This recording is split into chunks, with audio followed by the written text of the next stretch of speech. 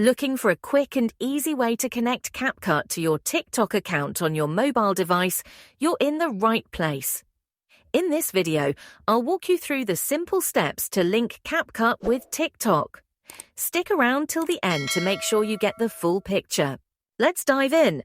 First, open the CapCut app on your mobile device. Once you're in, tap the icon in the top left corner of the screen. You'll see three options for signing in: Facebook, Apple or Google, and TikTok. Since you want to connect to TikTok, make sure you have the TikTok app installed on your mobile device and then select Sign in with TikTok.